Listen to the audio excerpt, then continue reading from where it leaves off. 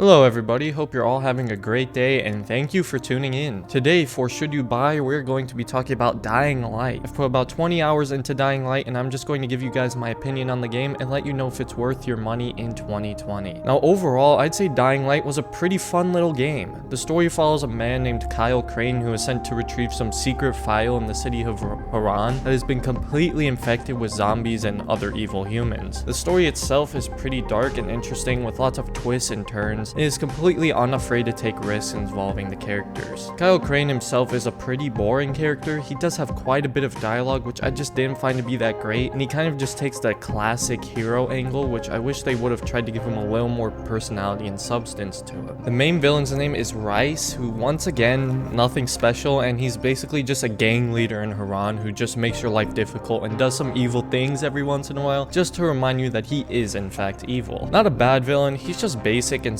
somewhat intimidating, and it was still enough to create an enjoyable story. The gameplay in this game, however, is what really made it for me. The combat, parkour, and progression system I found to be all really fun. The combat is very brutal and extremely satisfying. I love the choice to have the game in first person because it makes the combat feel so much more weighted and immersive. Your screen moves with the swing of the weapon, and the camera shakes, giving you a really good sense that you are actually swinging a heavy axe or machete and not a lightsaber. The combat also has quite a bit of skill to it. You gotta find the best places to hit zombies. There's tons of different moves and skills that are effective in different scenarios, and you have limited stamina, which makes the timing and pacing of your attacks a lot more important. Now, as you progress through the game, you start getting guns, which is great, more weapon variety and more ways to kill zombies, but once you get the guns, the game feels way easier and it definitely loses the challenge and skill needed from melee attacks. This also goes hand in hand with the ability system. At first, it is great. There are a lot of abilities that once you unlock significantly change how you play and makes killing zombies easier. And just like the guns, I feel like once you get a lot of the better abilities, the game becomes really easy, like instant takedowns or the ability to just disguise yourself and avoid zombies. Don't get me wrong, I actually really like the ability and progression system in this game. I just feel like some of these moves are too strong and the zombies never really increase that much in difficulty, so the game becomes pretty easy. Now with that said, some of the abilities you need to unlock are absolute necessities, and I feel like you should have had them from the start instead of having to unlock them, like the ability to slide or dodge. I also wish there was a little more enemy variety in this game, and whenever a new enemy was introduced, I feel like I was still 95% of the time just fighting the basic zombies. There are also human enemies in this game, which I found to be a little boring to fight. They basically fight just like zombies, but with more health and inflict more damage. By the end of the game, Dying Light becomes a first-person shooter basically when fighting the human enemy types. The parkour in this game, however, is so much fun and personally one of the best parkour systems I think I've ever played. Traversal is a lot of fun and the parkour has some good depth and skill to it, and you actually have to know what you're doing to make some jumps and climbs, rather than most games where you just press a button. I also like how you're rewarded for doing parkour with agility points. It was a lot of fun and makes not having fast travel completely okay. There's quite a bit of survival aspects in this game as well, where you have to scrounge for loot and craft things like weapons and medkits. You could also buy weapons and ammo from traders with money, which was really great at first, but by the end of the game I had tons of money and nothing to really spend it on. I do like that there is a damage and repair system for melee weapons, however I did not like how after like 4 repairs your weapon would break indefinitely, because it made finding and buying cool melee weapons feel pointless since they were just going to break eventually. And why would I do that when I have my assault rifle with full ammo and the guarantee that it will never break? The mission structure in this game was probably one of the more weaker parts of it. The side quests are the main issue here as they are extremely tedious. 99% of these side quests are fetch quests and have you just running errands for somebody over and over and over and over again. The side characters also aren't too interesting and have a ridiculous amount of dialogue. The main quests aren't as bad and are often very fun, but it still could have been better as there's still many instances where you have to get the thing to give to the person so you can get the thing to start the thing so you can finally get the thing you were originally told to get the thing from the start.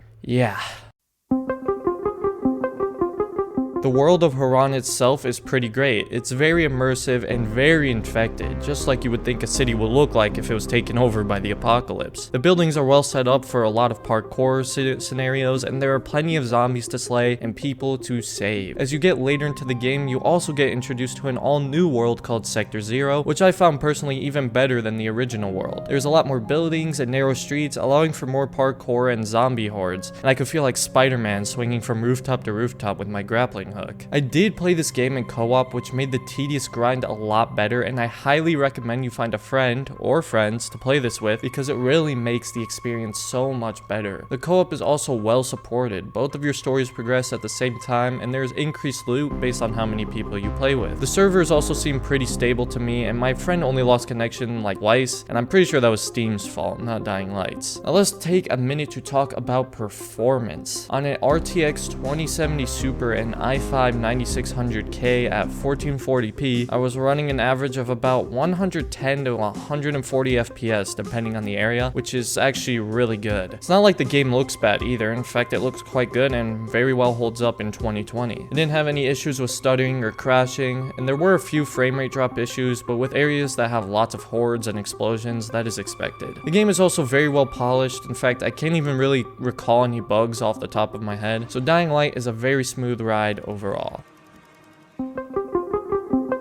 Dying Light has some great, satisfying combat and parkour, a fun progression system, and an immersive world with a basic story, a boring antagonist, and tedious mission structure. So overall, I'm going to give Dying Light a rating of a 7 out of 10, and I would recommend buying it in 2020. The game is usually pretty cheap. I got it for like $9 off Steam a while back, so for that price, it is a very great deal, especially if you get it with the following DLC. Anything like $30 or less, and I'd say the game is worth it in 2020. And this game got me very excited for Dying Light 2, which will hopefully build upon Dying Light while cleaning up some of the issues from the first game. That is my opinion on Dying Light, and now I want to hear yours down in the comments. Do you think the combat is great, and what are your thoughts on the story? I want to hear what you guys have to say. If you enjoyed the video or found it helpful in any way, a like on the video would be super appreciated, and a subscription to the channel would really help me out. We just hit 4,000 subscribers, so thank you all so much for that. And if you want to play co-op on Dying Light with me and others, or just discuss my videos, feel free to join my Discord server. The link is in the description. Other than that, thank you so much for watching, and have a great day, Assassins.